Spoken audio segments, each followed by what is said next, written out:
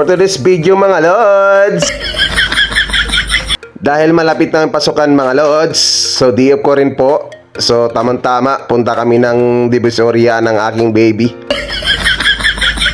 Nakita nyo naman mga lods, kami lang dalawa ni baby dito, wala yung mami niya.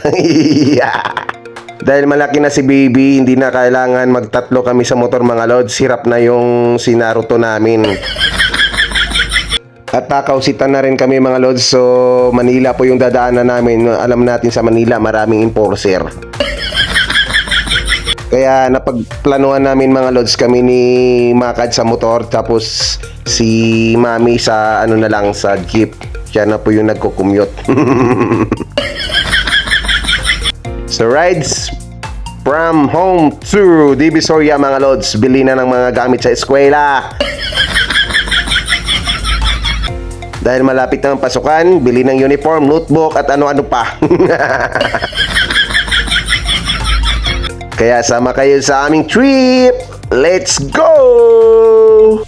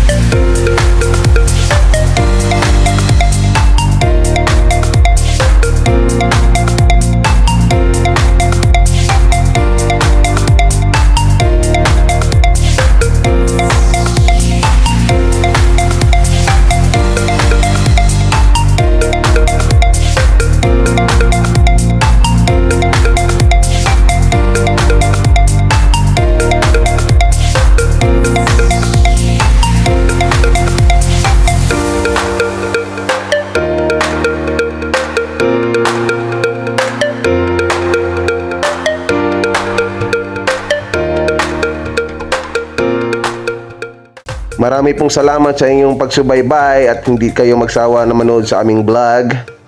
So ride safe always. God bless. Bye-bye.